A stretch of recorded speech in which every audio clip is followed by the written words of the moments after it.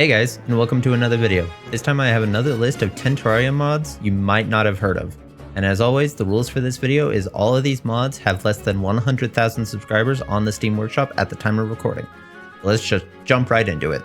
The first mod on the list is True Tooltips. This mod allows you to fully customize the tooltips of items like the color of the text, the background of the tooltip, if the item's sprite is shown or not. It has so many features that allow you to customize tooltips exactly how you want them to look.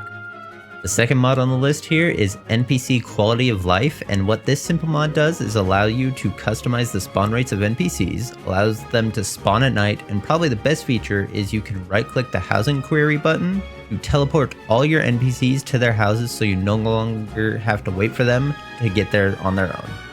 Our third mod on the list here is Pets Overhaul, which is a mod that makes it so all of the pets actually have useful effects such as defensive abilities, offensive abilities, lifesteal, harvesting plants, and one that even gives you coins for mining blocks. And that's just the tip of the iceberg.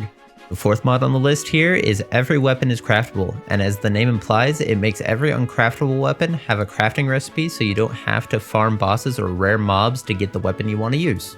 The fifth mod on the list is Dynamic Difficulty, which is a mod aimed at adding some challenge to your world. What this mod does is as you defeat the same enemies and bosses more and more, they actually get stronger and stronger, but also more rewarding, giving better loot.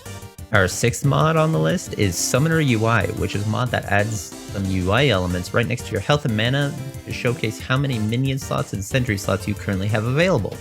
The seventh mod on the list here is Ore Processing, which is a mod inspired by Minecraft tech mods, allowing you to get more out of your ores. First, you craft a blasting furnace, and when smelting your ore into bars, you'll occasionally get a new item called slag, which can be used just like silt in an extractinator to get more ores, gems, etc. The eighth mod on the list is Aether's Blessing Shimmer Quality of Life, which is a mod that adds a few very nice features to the Aether biome. The first feature is the Transmutable Tooltip, which shows you what items can be thrown into the Shimmer or be changed into another item. The second feature is the Aether Pylon, which is a pylon that works just like the rest but only in the Aether biome. And I will say though, by default this is supposed to be sold after you beat the Eye of Cthulhu and the second boss, which is Eater of Worlds or Brain of Cthulhu. But that wasn't working for me, so I had to go into the mod settings and allow pylons to be shimmered into the Aether pylon, which I personally think should be the default way to obtain it. The third feature is the Genesis Conduit, which is an item that you get from throwing a Tinkerer's Workshop into the Shimmer. And what this item does is allow you to craft accessories together much like the normal Tinkerer's Workshop, but if you do it in the Aether biome, it's guaranteed to have one of the best prefixes.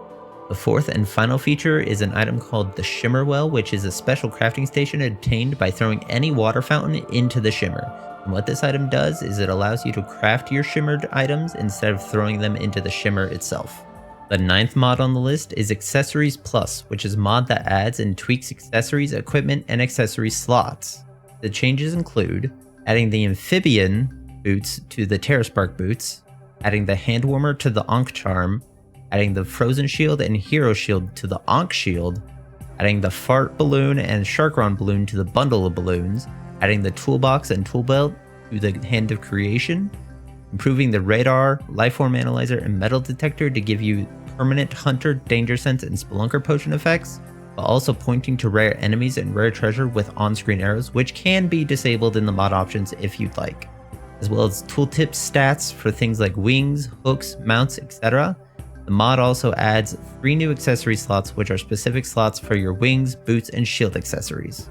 And the final mod on the list here is Cursor Indicator, which is a mod that adds a little arrow around your character pointing directly at your cursor so you don't ever lose your cursor ever again.